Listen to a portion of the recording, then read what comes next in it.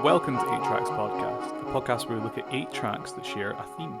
This week, we're looking at video game scores. So not tracks featured in video games, part of the score. So if you don't know the drill by now, we've included a playlist in the description. We want you to follow along with each track as we say, or listen to them all before the podcast. Either way, we don't mind, just as long as you've heard the tracks, really.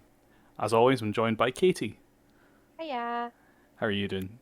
Yeah, I'm okay. How are you? Yeah, I'm alright. Getting there. Good. Getting there. Good. So a wee caveat at the start of this. This is a quarantine special podcast, so you are listening to us record this over Discord rather than our normal face-to-face patter. So there may be a wee bit of delay. Yeah, that's why my mic quality sucks balls. We're not recording with my nice mics. Yes. But we are... Jamie still has a professional setup. I have MacGyvered together some form of recording studio. It's just 2 straws and a bit of sellotape. Like... You joke, but it's mostly straws. Good to know that the Campbell household are safe if we ever, I don't know, if we can only get into drinks via very narrow passages. I don't know. Don't know where I was going with that one. If you want a straw in your beverage, come to the... Don't come during the quarantine, but come to Shays Campbell. No, come during the quarantine. Just walk in as well. The doors are unlocked usually. My dad has guns. So yeah, together we run a wee zine as well about video games. We do. Katie's the editor, obviously, because she's far more organised than I. No, I'm just the only one who has access to the software that allows me to create the zine. Thus, I decided I was the editor. Katie's in charge. So we thought, let's do a little crossover. Cartridge Dust / 8 Tracks Podcast. Nobody saw me do, I did a little X with my fingers there, and I realised I was on one video, and I was like, Cartridge Dust X, 8 tracks, and I'm like, oh, nobody's actually seen me do that, so it just makes you look like a total fanny. Would we be calling it, I don't know, Cartridge Dust Sharp 8 Tracks? I don't know. That's a bad joke about fucking Tokyo Mirage Sessions. About Dust, Sharp 8 FE. tracks, accent overture. Yeah. Final Fantasy X 2? I don't know. Don't bring Final Fantasy X to it, I'll have a stroke. So obviously we're quite into our games, so we thought, let's merge both our worlds. The music of games this week. So Katie, you're up first. I am. I'm first this week, so you all get to enjoy that. Would you like to introduce your pick? Yeah, if only to get it out of the way because I'm really embarrassed by it. So my first pick is the Hymn of the Faith from Final Fantasy X. Nerd! Track 1. 1, 2, 3, 4!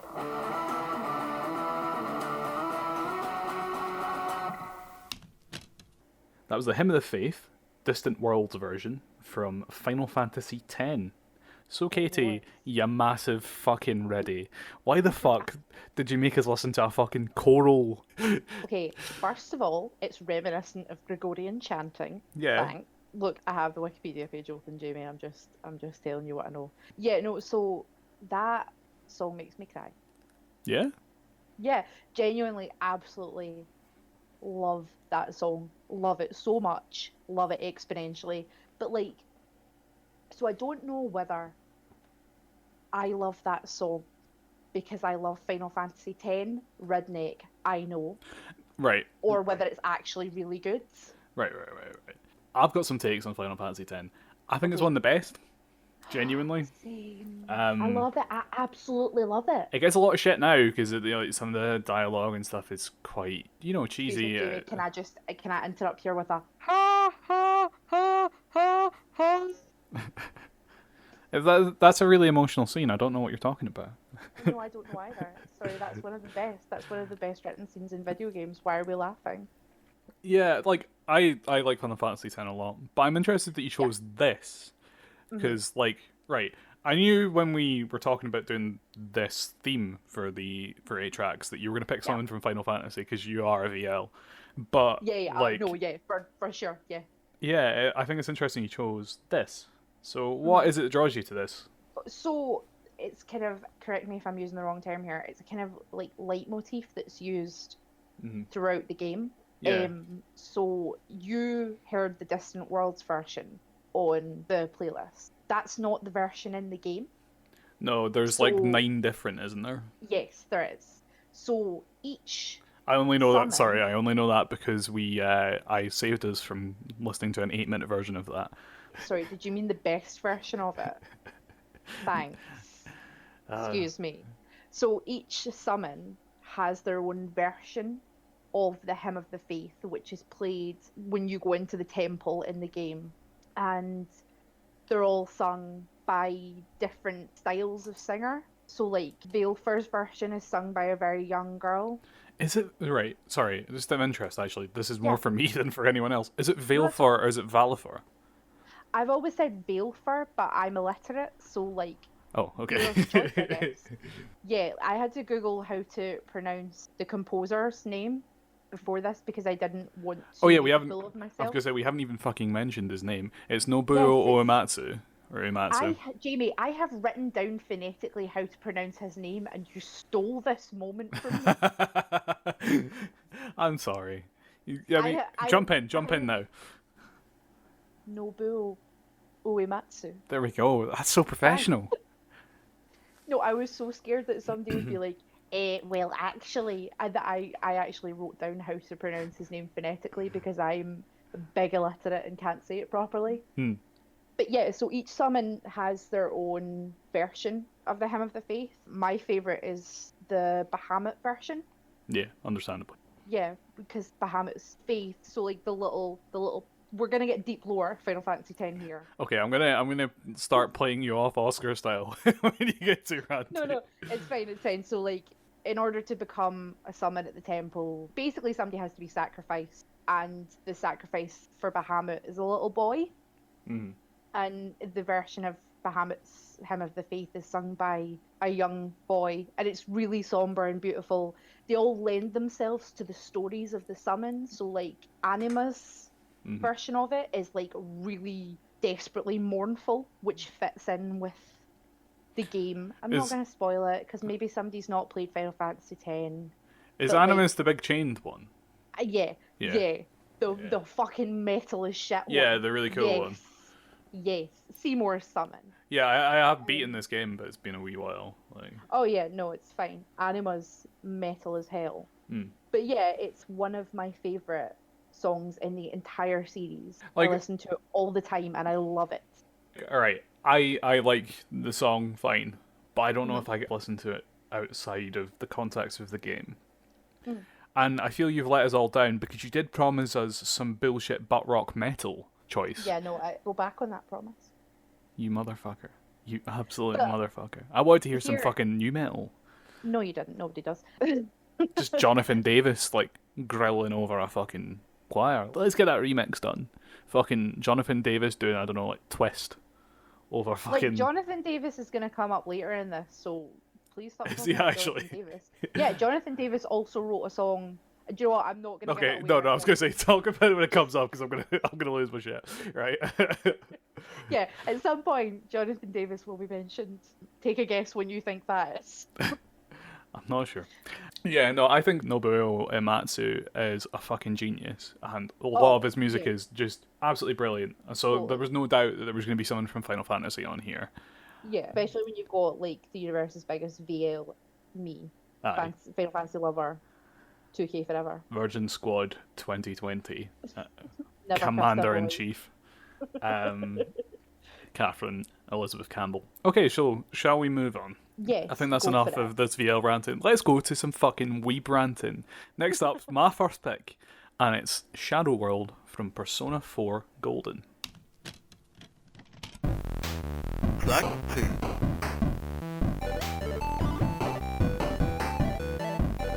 So that was Shadow World from the brilliant Persona 4 Golden, composed by Shoji Meguro and performed vocally by Shihoko Hirata. I had a real hard time choosing out of all the music from Persona for this. This was the last choice that we made. It was made literally about 5 minutes before we started this because I was torn between like 9 tracks. I ended up landing on this because I think it's like the music in Persona is just so alien to, you know, folk in the West because it is this weird kind of Eastern hip hop thing going on, but it's got like these absolutely funky kind of like bass samples, and specifically I chose something from Persona 4 because there's an organ they use for the whole soundtrack of that game, and it is just fucking smashing. It just represents that entire game to me. It captures the absolute theming of like the small town setting and the coming of age kind of story, and just in a sonic form, and it's fucking great. It's a nice song to listen to. It is. There's so much on that soundtrack that I could just fucking gush about, if I'm being honest. The dungeon themes. I know you did it earlier. Yeah, the dungeon themes are fantastic. Mm. And it is just so different to anything you get even in other Eastern RPGs. Mm. Like, so, sorry, we've got like Final Fantasy there and Persona there. Like, those are completely different sounds. I was just about to say, like, I've just finished Persona 5, and obviously the music is not the same, but it's that comparison, isn't it, between the kind of like high fantasy that Final Fantasy goes for when it feels like it, and the urban fantasy that Persona encapsulates. Yeah, I think it kind of represents, because like the games are set in modern Japan, and I think it kind of like, you know, takes the JRPGs, which can be seen as quite classical fantasy or cyberpunk, you know, in your case of Final Fantasy VII, and keeps it modern. Yeah. Like, whereas I think some of the Final Fantasy games that are set in alternate, like, kind of very dystopian universes get a dystopian theme of their music. I feel Persona's music's grounded. Well, Final Fantasy's, the music has always been very symphonic. Yeah, and grand. And cinematic. Yeah, like, every single Final Fantasy theme is on a massive scale. And Persona can do that. Especially some of the like the final boss music and stuff like that is just, you know, very grand, very orchestra heavy. But Persona picks and chooses when to do it. Yeah, it does. A lot of Persona 5 is wandering about modern Tokyo. A lot of Persona 4 is wandering about a small town as a teenager, bored, listening to like good music. And yeah, I think wow, that's a throwback, innit? I think it does like a good job of like, especially because like in these JRPGs you're going to be hearing a lot of these overworld kind of themes, which they do intersperse quite well. There's like 5 or 6 that they'll swap out, but you're going to be hearing them probably for about 10 hours each at least. And I'm not sick of any of them, and I've just beaten Persona 4. That's probably why I chose something from it. I am playing Persona 5 Royal right now, but yeah, I just love those games, man. Yeah, sorry, my only like frame of reference is Persona 5. That's the only Persona game I've ever played. I've played other SMT games, but obviously they're not. Yeah, they're kind of different beasts. Yeah, they're the same, but in a different way. It's really weird. But at the end of Persona 5, I was not sick of any of the songs. Yeah. And I find that really, really weird, because normally it gets to a point with a game where I'm like, I have to mute it and put on a podcast. Nah. Because I'm gonna choke someone. Can't do that with Persona. Hear this fucking song again. Yeah, I was so not sick of any of the songs in Persona. They're all so good. Every single Persona game manages to convey an aesthetic, and like they continue that theming very well throughout the music as well as the visuals. 5 even includes it in the gameplay, which is cool because 5 is very, very modern and very good. Yeah. If very aesthetic. Yeah, if you haven't played a Persona game, which you might not have because they are a bit more obscure. Not anymore. They used to be. Anymore. If you haven't given one a shot, though, I would highly recommend it. It's a strange beast that, like, I know it can seem a bit nerdy and a bit weebish, but, like, give it a shot. It's a bit more than what it seems, I think, at first. Really, Persona 5 Royal was so good. I have not played a game in years where I finished it. Because I think I texted you the other day when I finished it. Like, I finished it at like 2 a.m. Yeah. And I was like, I am completely content with the experience I've just had. That was extraordinary. It was so, so good. Yeah. And, like, having just beat Persona 4, which came out in 2010 and was a PS2 game, I can say the same for that. Yeah. And you get so attached to these characters because you do feel like you're in a group of friends, which is nice, which I don't feel in every JRPG I play. Sometimes I'm just like, shut the fuck up. Like, for example, in Final Fantasy VII Remake, which has just come out recently, I've wanted Barrett to shut his fucking mouth for that entire fucking game. I'm considering changing the dialogue to Japanese so I don't have to fucking listen to them. I've heard a few people doing that. Because I want to stab Barrett. Barrett's good.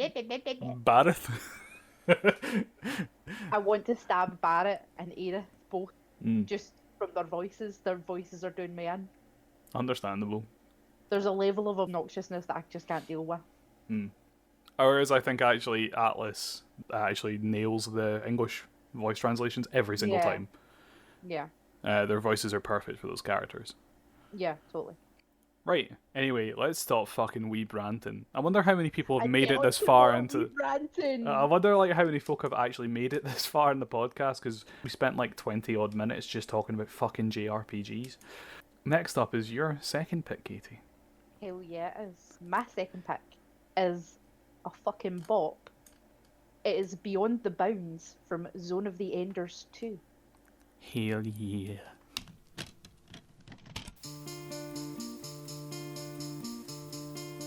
Track 3. That was a banger. It indeed was. That fucking bass. Oh yeah. Fucking, Oh I yeah. love that song. That song sends me. It sends me. So that was Beyond the Bounds from Zone of the Enders 2. Yes. Composed by who, Katie? Deep breath, Katie. Maki Kirioka. Hey! Yes. The whole time we were listening to that, because we listened to the songs, as I'm sure you're aware. Jamie asked me, he was like, "Oh, who composed it?" And I was like, "A nice lady." No idea, love. I'm so bad. I'm so bad at saying Japanese names. It's honestly not even funny. So- I'm heavy dyslexic. Anyway, let's move on. So Zoe is a great Wii game series that was on the PS2. Mech fighting good. games. Fucking So good. Jamie, can I stop you there? produced by Hideo Kojima. Can I stop you exactly there? Because produced by Hideo Kojima, right? The only thing he asked specifically for them to do in the games was to make the cockpit of the robot where the penis would be. So it is a cockpit. Cockpits. He's my hero. The man is a genius. The man's a fucking ready, but I love him. Yeah, no, they're super fun. You can pick up Zoe 2 on the PSN right now for like relatively cheap, and I would heartily it's recommend it. Like Absolute it's buttons, and it's such a good game. that final boss So fight much and fun. that is fucking exhilarating. And Proper this is proper the business. Dark Souls shit as well because it strips all your. Oh, I won't say anything anymore. Love it. Anyway, Don't say anymore. so Beautiful yeah, game. musically that was just fucking banging. It was hype as fuck. It was like the kind of shit you don't see anymore. Like it's the kind of stuff Yeah. you'd see in like the intro to a fucking JRPG from 10 years ago, or like Yes. an anime opening. Like But while we were listening to it, Jamie, you asked me if the lyrics were in Japanese. I was like, because that doesn't right? sound Japanese. You are correct. It's not Japanese, right? This has bothered me since the first time I heard this song. It's not in any language at all. Are they just singing noises? They scat It's singing. in, Jamie, it's in made up Finnish. Oh my god! So it's Uh-huh. just nonsense words. Yes, it's in Google Translate Finnish. Was this recorded by Scatman John? Imagine if Scatman John just fucking go to town over that backing beat. I think I'd be well up for that. What would Scatman John's orbital frame be called? The Scatman. No, the fucking Scatman. Because it would just be like, look, it's John. He's arrived in Scatman. Fucking Scatman showing up, just launching missiles at everyone, and all he hears, ski ba ba ba da bo. Fucking rapid machine guns going ba da ba da ba da ba da ba da. I can't tell you how much money I would pay to see. And can we get DLC for Zone of the Enders 2, which puts Scatman John in the Scatman orbital frame? Just replace fucking, what's his name, the main character in 2, just with the Dingo Scatman. Egret. Fucking hell. Dingo Egret, Jamie, is his name. Dingo Egret. Replace him with fucking Scatman John, and every line of dialogue just with ski bat bat bat it will make the game exponentially better. I would love that. I would love that. Because I'll be honest, right? I hate the protagonists of both the Zone of the Enders games. Okay. Neither of them are good. No, and I want to slap them both. Not, yeah, they're not really supposed to be.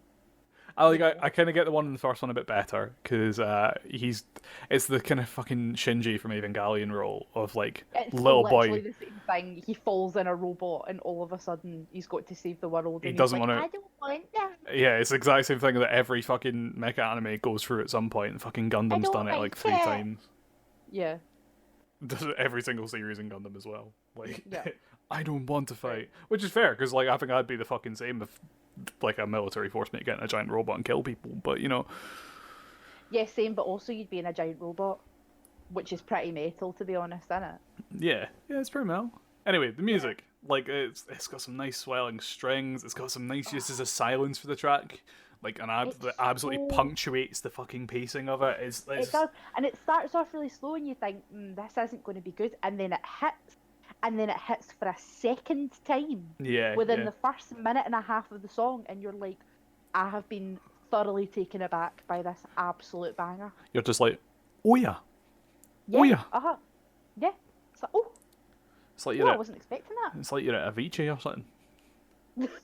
R.I.P. Is he dead? Aye, he is. I think Avicii's dead. No, well, Avicii It was didn't. tragic regardless. Mind that time that Avicii went to a concert and did Beyond the Bounds from Zone of the Enders too. That was a good day. You got Scatman John on stage to do the fucking music as well, the singing. Have you ever heard Scatman John singing Not Finished? Aye, it was at a Avicii concert, wasn't it? In Tina Park. Beautiful, beautiful. Right, I think I we should think move on. we're quite finished with Zone of the Enders too. Next up is an all-time favourite of mine. All these are all-time favourites of mine that I picked. None of Katie's ones, they're all pish. Anyway, Thanks. next up is an all-time favourite. It is Bob's Pizza from Shenmue. I fucking knew it.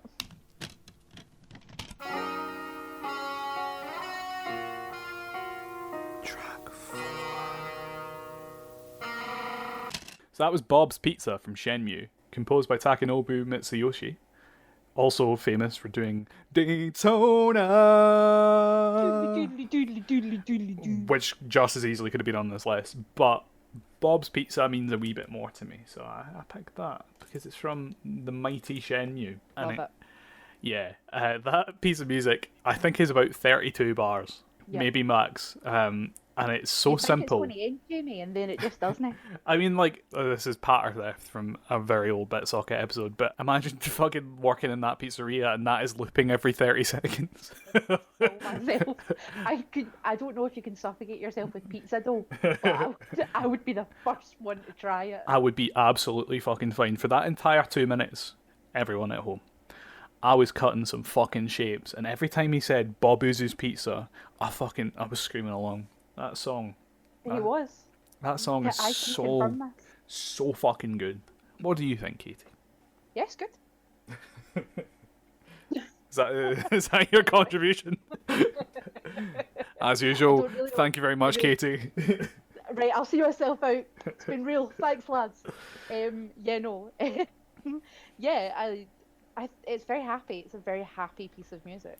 It's another one of these that's from like an absolute bygone era of game composing. And Yeah, it totally is. there's a distinct, like, I think it happens with all that lad's music. It's just like a distinct sound that I associate with Sega. Yeah, And yeah. obviously Dreamcast, really. And That's it. Yes, it is. It's a big Dreamcast piece. I've been playing because I'm furloughed right now and I've got nothing to do, and I'm constantly trying to ward off depression. I'm playing a lot of the old Dreamcast right now. it's great. A lot of the old love it, love everything about it. Best console, 2K forever. But it sounds like a piece of Dreamcast music. I don't know whether it's because It was do you know on anything Dreamcast, about- yeah. No, I know it was on the. That was not what I was going to ask. Actually, thank you very much. I'm not that stupid. But I was going to ask, do you know if there was like a specific sound chip in the Dreamcast? I'm or not sure. something? I'm not sure because I think it just played CDs, so like it was. It did, yeah. So I'm not sure, but it has this. For some reason, that kind of music or that specific quality of music is coated in this layer of nostalgia that I can't escape from. Because I played Shenmue for the first time when I must have been about like 7 or 8, Right. and I was up north at my auntie and uncle's, and my cousin had a Dreamcast, and all I would do was like, I had no idea the objective of the main game. I knew somebody killed your dad, and there was a cat, but they had capsule machines where you could collect little toys. So I was going to say that. I would just sit and collect the capsule toys, and then I would go into the pizza shop and listen to that fucking song, because that song is dynamite. And I don't know if it's like in the recording quality or the synthesized instruments, but the strings are just like so fucking perfect. It's got such a good little flow to it. Yeah. Like, I know you were saying like, oh, does it ever end? But I feel like I don't fucking want it to, because it's just looping That so makes fun fucking of us. well. Yeah. It's just so much fun. And the pure like Bob Uzu's Pizza, like instead of Bob's Pizza, I really fucking enjoy it. It just adds to the track. I love like Japanese like music, including Yeah, English lyrics. Yeah, the way that English is included in Japanese songs. Yeah. Or like I love that. Love that so much. A shout out to BitSocket for using it for one of their very good, what's his name, Jimmy Shand bits. Oh, where they Jimmy Shand. you should go listen to that episode where they've just changed it to Yeah. like it's just Kaylee music and he just goes Mommy's pizza over the top. I was fucking screaming. Sometimes I just listen to Jimmy Shand's version of Snake Eater Sneaky just Eater. because I'm still in a dream. Snake Eater, Snake Eater. someday you go through the... Like, I have beef with Jimmy Shand, right? I know he's dead, but we've got beef, right? Because every Friday night of my life throughout my childhood, I was forced to listen to the Kaylee music on BBC Scotland with my father while he hooked and toothed while he was supposed to be driving. But Jimmy Shand and his 8-bit band doing Snake Eater. Sorry, I think it'll find it's Love it. Jimmy Shand and his video game band. Sorry, my apologies. Although 8-bit band's probably a better name. Joe, Scott, you are welcome to use that. Just hit Jamie, me up. in the immortal words of every Twitter user, I hope he sees this, babe. OC, do not steal. Yeah, no, like I think that all the music from Shenmue, like it all has this like quality to it, and that era specifically has this thing that just draws me into it. Like you could take something from Rival Schools, which you know is Capcom, obviously not just Sega, and it's still the same kind of this weird. Like think of like the Symphony of the Night music as well, like Konami, and it's all this similar level of synthesized instruments that just sounds so fucking wonderful. I just. It's funny you say that because one of my picks was actually, like, I was really swithering between my last pick and picking the Me channel music from the Oh, that's so good as well. But it's the synthesized piano in that. I think I would have picked the shopping channel music if I'm being honest, over the top. Have you heard that incredible remix that someone did online where they put Hotline Bling over that? Yeah, I love it. Fucking genius. Absolutely genius. Every single version of these songs on Spotify though has like an absolute Skrillex like donk on it. See, right, I can't stand like chiptune bands. They're not for me in the slightest. No. But when it's good music written for a game that just happens to use synthesized instruments, love that. Fantastic. Love that. Absolutely fucking brilliant. Also, we did mention Snake Eater earlier, and to the surprise of Cammy specifically, no Metal Gear music in this one. Sorry, lads. Very inside baseball there to just see Cammy. No, Cammy, my good friend Cammy, got very annoyed at me for not including Snake Eater, just because he knows how obsessed I am with Metal Gear, but, you know, felt a bit obvious, so decided not to. so like, fuck you, Cammy. Right, I think we've thoroughly rinsed Bob's Pizza. Bob's Pizza, yeah. Right, Katie. Yes. Do you want to introduce your next pick? I would love to. My next pick is Domino's Office from Grim Fandango.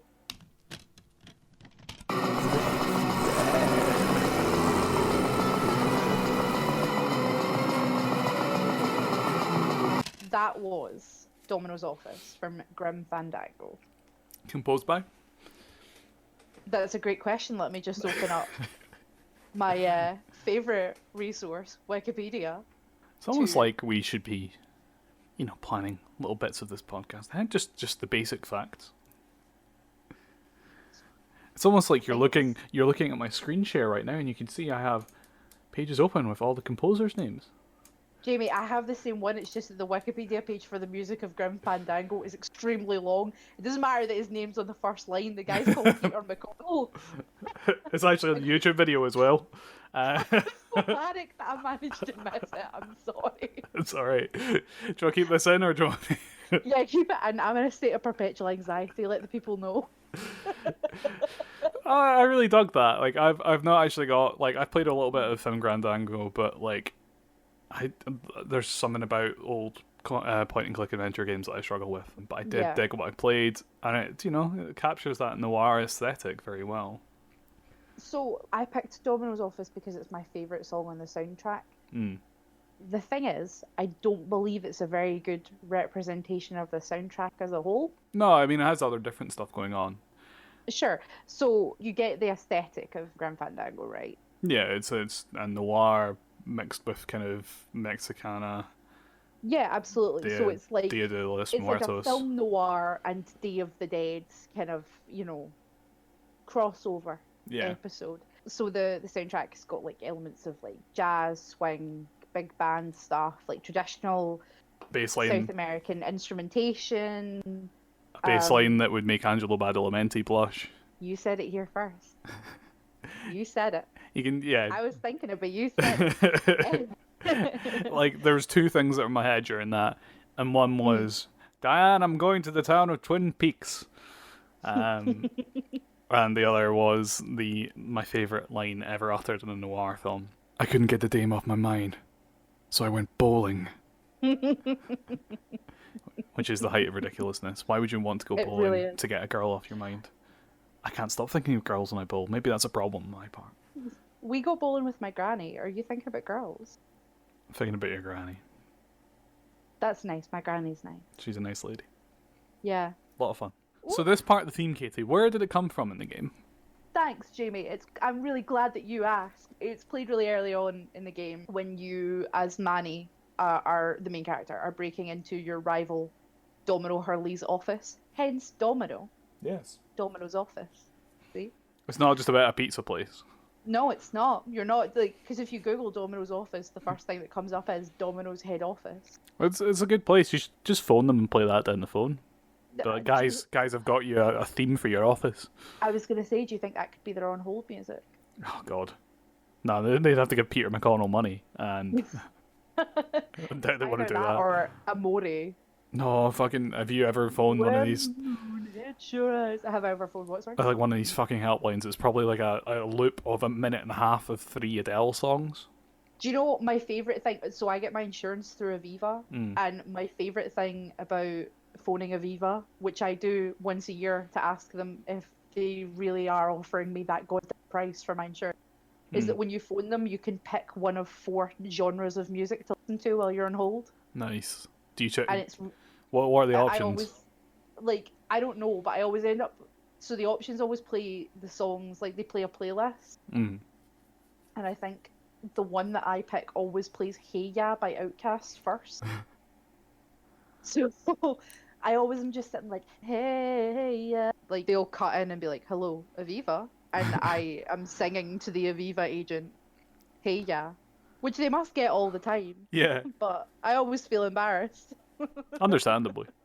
Yeah. I'm not exactly a musical prodigy, but anyway. Yeah, Grim Fandango. Yes. Good game. From what I played. Beautiful soundtrack. One of the, if I remember correctly, it's one of the first properly orchestrated soundtracks in games. It was really, really ahead of its time to have like this big band soundtrack in the game. I mean, it's like, because of the noir setting, it is kind of imitating the 1930s and 20s as well, and that, you know, Absolutely. big band sound fits that. It does, but they've also perfectly, you know, incorporated aspects of South American and Mexican culture into it with the instrumentation, and even in the main theme, in the game's like intro theme, it is a big band song or a kind of bebop song, and they managed to slide castanets and things into it without you really noticing they're there. Yeah, I love the soundtrack. I've just found out it's available on vinyl, and I'm probably gonna rook myself buying it. Excellent. So yeah, I absolutely love it. Yeah. Let's move on. Speaking of owning a soundtrack on vinyl, this comes from a soundtrack I own on vinyl, and it is Stage 2 from Gunstar Heroes.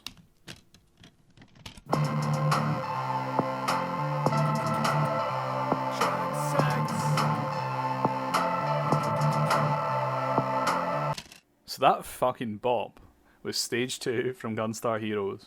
What a fucking good hype track. I hate the word hype. It's a pretty good song. I hate the word hype, sorry. I just caught myself using it. It's okay, I feel like an old man just being like, that song was lit. This entire section is fire. How do you do, fellow kid? I know, I've never felt more like Steve Buscemi. I fucking love that game. Yeah. I think the first time I ever played it, I was like 4-year-old. And this is one of the first instances where I was really into a song from a game. Right. Me and my dad used to sit and play this on the old Mega Drive. And Okay. I could... Like, this is obviously quite early on, Stage 2. I couldn't get much further than this because, you know, obviously a child. But this song, it takes place in a level where you're in a minecart going down a big tunnel, and like I think the song kind of represents that quite well with like the descending sequences at the start. I was about to say the song either feels like you hurtling downhill or bullets raining. I mean, it's a mixture of both in the level. It's like, you know, the way that sound travels through wind. Mm-hmm. Yeah, That's the way it sounds to me. it's a game made by Treasure. It was composed by Norio Hanzawa, and it fits the stage so perfectly. It's my favourite level of the game. You are on a minecart, you're chasing after different enemies on minecarts and blowing up trains as you jump from the roof. There's also tracks on the roof and the ceiling, so there's like a whole kind of thing of like jumping like vertically and then that switches to like the tracks being on the screen either side of the screen and you like falling down. It's just such a wild stage. All the music in Gunstar Heroes is fantastic. It's the kind of thing, like, you know, a lot of games in the 8-bit, 16-bit era had to really engage listeners by making songs that would get you pumped to play through the level, especially action games. You see that a lot in the kind of Mega Man scores as well. And I think Gunstar Heroes is some of the best. Right. The fucking bass in that song, and then, like, I love the way the instruments sound as well. There's something about the Mega Drive sound chip, right? I have both a SNES and a Mega Drive, and I know a lot of people think the SNES sound chip's way better, and it is for some things. But I think the Mega Drive sound chip just gives you this boost and this bass that really sends some tracks into the next dimension. Sure. Like, I couldn't imagine that sounding as good on a SNES sound chip. I think the samples would sound a lot weaker. Right. Yeah. See, I don't have this frame of reference because I wasn't allowed to play video games as a child because my parents, as I think I've said before, were afraid I would grow up to be fat and lazy. And look at me now. Take a look at me now. So I didn't have a NES or a SNES or anything like that. My first games console was a PS1. My first was a Mega Drive. Nice. Which I think my dad and mum got for themselves, if I'm being honest, and used me as an excuse to get it, because they both worked in children's homes and had played Sonic and Mario and stuff, and they were like, "Now games are fucking dino." So yeah, I had a Mega Drive with about 5 games. This being on a compilation with Altered Beast, Flicky, and Alex Kidd, which was fucking a hell of a fucking 4-pack for for a game. Yeah, and then like I borrowed a SNES off my dad's friends and never gave it back. So that's how people got games when we were young though. That's how I got Final Fantasy VII. I have to apologise to Gordon and Anne. If you were listening, I still have your SNES. It's still in mint condition because I'm not going to damage that stuff. But I find that the Mega Drive has a punchier sound chip. Like if you want to make something sound really aggressive and really bassy, and it has this like really nice crunch to it. It's like synthesized bass. Sure. That it really kind of gives tracks a kick up the arse. Whereas the SNES sound chip is very crisp and very clear. Mega Drive games run the risk of sounding muddy. And if you hear like soundtracks that are composed for both games, like I think it depends on the game, but like you can tell when a game that's come out in both has been written for a Mega Drive or has been written for the SNES.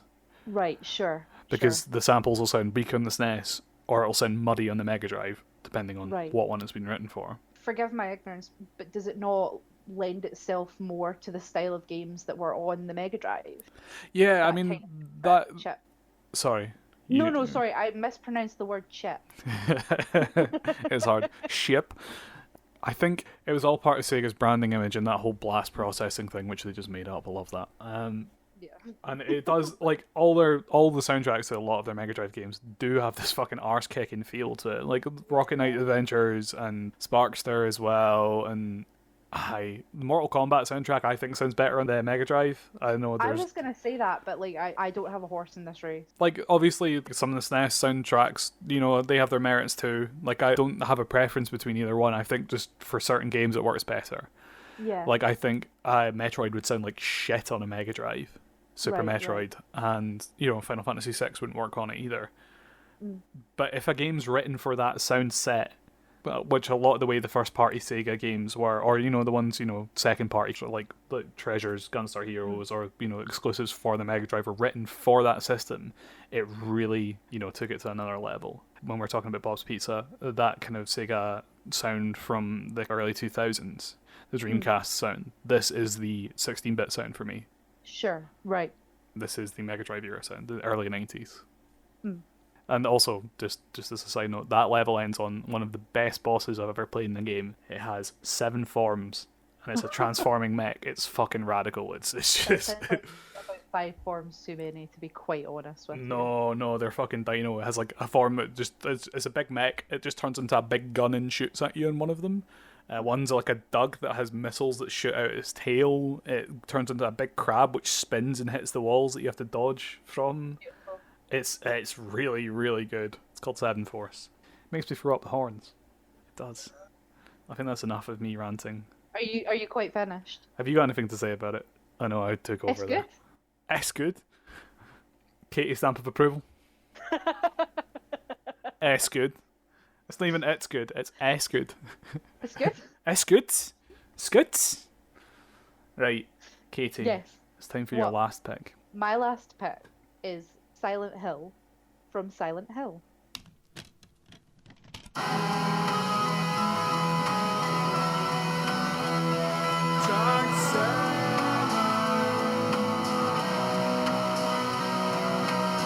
So that was Silent Hill from the game Silent Hill, from the album Silent Hill, from the place Silent Hill. On the Silent Hill OST. Yes. Did you know Silent Hill is based in Silent Hill? I had heard that. You're welcome. This is a shit Okay, joke. This is so- a really shit joke. It's a really bad joke. However, the reason we were talking about Jonathan Davis earlier, Our daddy told you- Ficorn. I told you to shut up, is because cast your mind back. Readers of Cartridge Dust will not have to cast their minds back so far, No. because Silent Hill is also a song by Jonathan Davis on Silent Hill Downpour, Yes. It's not very good. and it fucking sucks. Imagine like that, but with just a man going like over the top of it for a little while. You need some record scratches. You Yeah. need some... It's some fucking funky bass and just him going Yeah. like, I'm in Silent Hill. Yeah. I don't know about you. I have like a small level of appreciation for Jonathan Davis because like he has it a bit hard sometimes. Like, right, I kind of enjoy a little bit of Korn. As just shamed as I am to admit of that, like I don't mind. If you put Freak on a Leash on, I'm not gonna ask you to turn it off. Yeah, no, but I quite enjoy the bad Korn like Twist or like fucking Blind, which like a lot of people like, and there's nothing wrong with liking it, but I can't get past fucking Jonathan Davis in a fucking Adidas kilt, groping a microphone designed by Guy Garza. Fucking creep, man. Fucking like we just like I like that we started that segment as being like Jonathan Davis gets it a bit hard, and I was like, he's a fucking creep. That microphone stand is very creepy. Anyway, let's get back to Silent Hill Silent by Hill, Akira Yamaoka yes, from the game Silent Hill. from Silent Hill. A fucking absolute belter How of a game. good is that? Right, okay, so I have never played Silent Hill. I'm too scared. I got Silent Hill on the PS1 in a charity shop in Kirkintilloch for £2 a couple of years God ago. bless it. Fucking, and I've never been so delighted. Apart from, Yep. I think I got a Bushido blade for £1 in one as well. But like, Yeah. it was one of my best finds ever. And honestly, that game is fucking incredible. The soundtrack is amazing. Soundtrack is next level. Like Akira Yamaoka is very inspired by industrial, and you can tell by Totally. shoegaze as well with later stuff. Because like there There's was big My Bloody Valentine vibes in a lot of it. Abso-fucking-lutely. There's a track in 3, which would have been the one I would have picked for this if I was picking something from Silent Hill, which is so My Bloody Valentine that I fucking love it. But then at the same time, he also has a lot of like Angelo Badalamenti Yeah, vibes. yeah. It's like you can hear like inspirations from all these things that we love. Fucking Daddy Tront, Yes. Big Daddy Tron. Daddy Tront, Big Angelo, fucking that My Bloody Valentine Supreme collab, which is going so well. I love that. Yeah, I think it's really good. See if See that T-shirt and it's got like I think it's the Loveless album. Yeah, art, and it's got Loveless. the track listing around the bottom of the. yeah, it's so cool. But I like, love that, and everyone's like, "That's disgusting. It won't sell on for good value." And Yeah. It's like, well, it's a T-shirt, so wear the T-shirt. Why the fuck? idiot. Why the fuck are you like selling on t-shirts? I don't understand I this. don't understand these people who collect Supreme. Anyway, right. Moving swiftly on. Sorry, back sorry. to Just Akira Yamaoka. just one last thing. Is it not like triple figures for it though? Oh, probably. Like I'm too scared to 100, look because 150 the quid. stuff is really nice.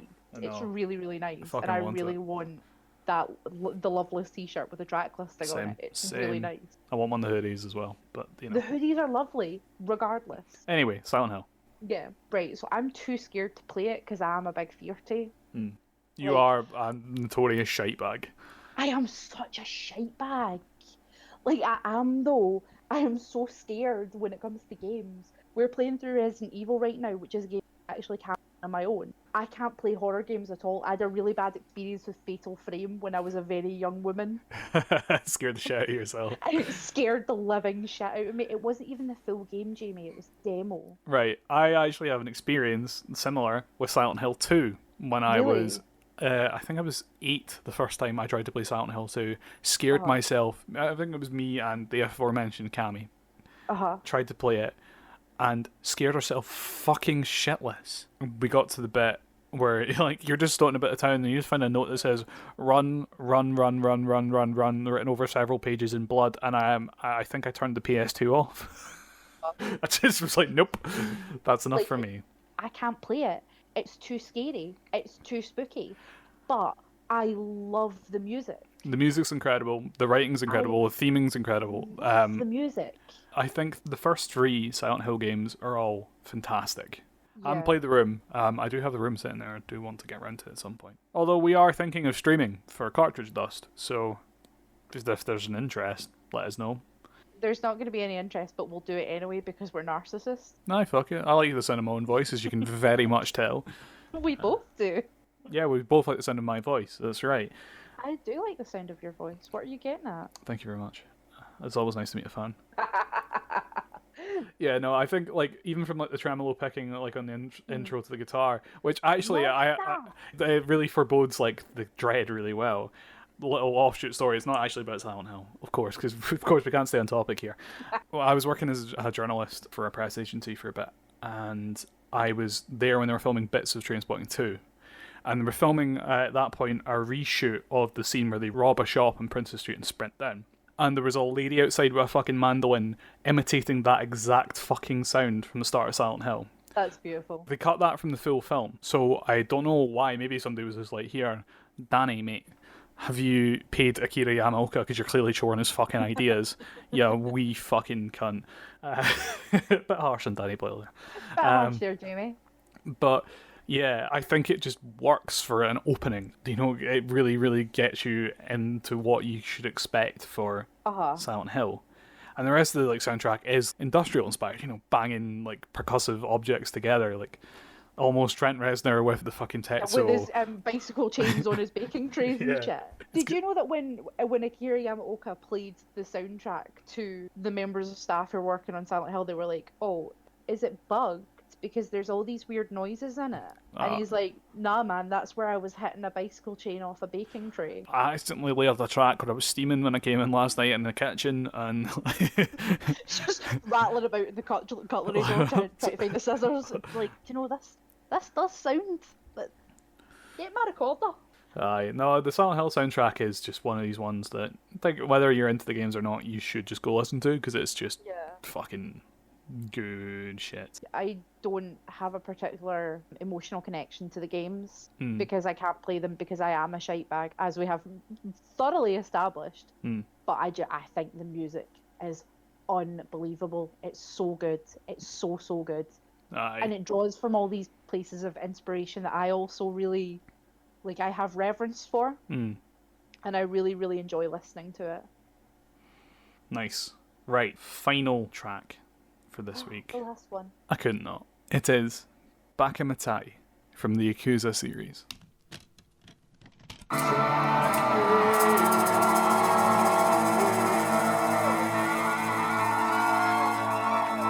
Thank you!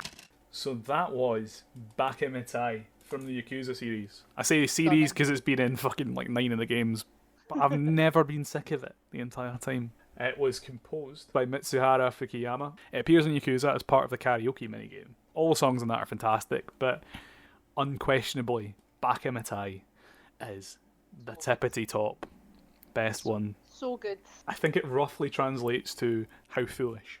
Sadly, the recorded versions that are available on YouTube do not have the start in which every single time, no matter what character you're playing as, they go, "I sing for you," just as the song kicks in like that. It's fucking great. That was a wee bit too erotic. You need to dial that back. Sorry, I don't mean to spice things up in the last bit of the podcast. Yeah, so that was specifically the version sung by the voice actor Kazuma Kiryu, the protagonist of most of the Yakuza games. There are other versions, obviously, by different playable characters. Yeah, if you've not played a Yakuza game, why not? They're great. It's very violent crime games where you punch fuck at things, but you go into a karaoke bar and suddenly you never murder. You never murder. Well, actually, sometimes you do. You go into... Depends on who you're playing as. Let's not get bogged down in the details. You go into a karaoke bar, and you start this karaoke minigame, and you're like, oh, this is kind of fun, you know. There's other minigames like pool and golf and stuff, and some arcade games, so you're thinking, it's just going to be this little kind of rhythm action, quick time thing. Then it transforms into a full music video, depending on what song you're playing. Love it. There's something about it that's so silly, but so sincere, that just makes it. Especially with Bakamitai, which the always of mini games like that in games though. It makes the Yakuza series like the Yakuza series core gameplay is so much fun, but it's all the side stuff. Like they nail like little stories that happen off the beaten path and little things you can do in those games. Yeah, Bakamitai is always a video of him sitting sadly at a bar staring at a photo. And I think my favorite one, I don't know if it's Kazuma doing it in this one. It's one of the characters is just staring at a picture of a Shiba dog. Mournfully caressing the photo. I was like, that's the silliest fucking thing I've ever seen. It's beautiful. Katie, what do you have to say about Bakamitai? I just said it's beautiful. Because I'm fucking ranting. No, but I feel like this is really your time. I mean, like, Bakamitai is like it's like your anthem. It's such a good song, and like I'm fairly sure it was written for Yakuza. I could be completely off on this. It could be a traditional Japanese karaoke song because if it's written for Yakuza, that's definitely what it's designed to emulate. But if it's not, then it's probably a traditional song. I can't find the confirmation of that anywhere. I did go looking for that, but like the strings, the harmonica, mournfully playing. Sorry, you're missing out the best bit, which is just when he randomly goes, "I love you." I know. It's again that use of English and Japanese music. Just fucking love it. And like one of the Yakuza games. There, draw me in. I am an English speaker. Bring me in. I think this maybe started. It first came about in Yakuza 0, which was set in the 80s. So this kind of makes sense for karaoke of that period. Like it is very kind of 80s, 70s Japanese pop sounding. Yeah, sure. With all the strings and the kind of jazzy weirdness to it as well. I just love it. Like, you only in the games get about 1:45 of that song that you just heard. But that second verse, just as good. Really enjoy it. How foolish. How foolish. Bakamitai. Have we just evolved into singing Bakamitai now? Oh, man. I mean, when am I not constantly thinking of Bakamitai? It's an extremely valid question because you are constantly singing Bakamitai. It's just so good. If you do love it. My sincerest hope is if we go to Japan and do karaoke that one of the machines has it, because I can almost do it phonetically, because I don't have a fucking clue what the fuck he's singing. No, of course not. My Japanese is very basic, but like your Japanese is considerably better than mine. I can only speak bad English. Okay, so let's just lay that down there. We will do that. I will make sure that you get to live your dream of singing Bakamitai in front of a room full of Japanese people. In front of a room of Japanese businessmen, 4 beers deep. I will make sure that you get your dream. Just boy for fucking potty up there. Unit Yaldi to Bakamitai. Yeah, And they'll be like, "Who is that?" And I'll be like, "That's my boyfriend. He is the son of Kazuma Kiryu." Yes. Aye. He has Kazuma within his own heart. I think what I'm about to say hits out for every single game that we've taken music from, but we heartily recommend every single one of these Absolutely. to go and give it a shot. And I think we can have like a good mix of modern and traditional retro. So if you're not as into games, which, you know, I'm sure you actually are, and you guys have played most of these, hopefully we've given you like a little reminder of tracks, you know, you love. Yeah, go and Or listen to all something 10 versions of the Ham of the Faith. or something to go, you know, check out if you haven't played some of these. Maybe you only know 6 versions of the Ham of the Faith. Time to find out about the other 4. I mean, I've only heard 8, but I have no desire to hear the last one. I don't even know if there's 10, by the way. I can't count. So thank you very much for listening to 8 Tracks. That's this week's Thank episode, you. our quarantine special. Woo! Yay. We're gonna see how it goes. If this sounds all right, we'll maybe get some more recorded. Now we're Depending on on how lockdown. long this goddamn lockdown goes on for.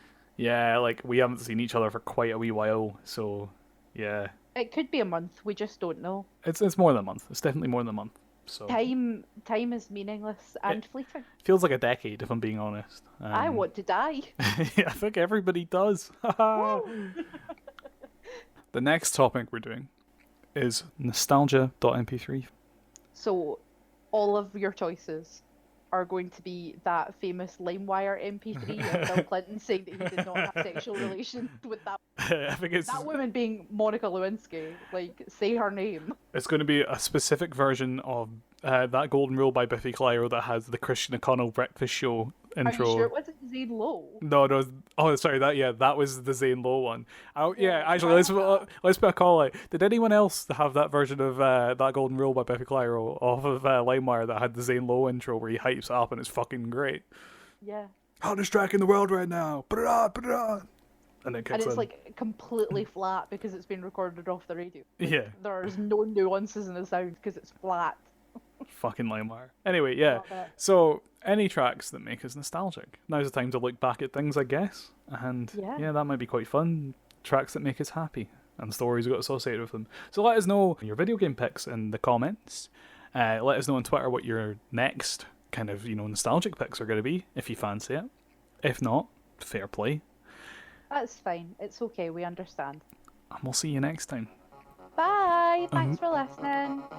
Back in the day. Stay safe. Wash your hands. Yeah, stay safe, folks.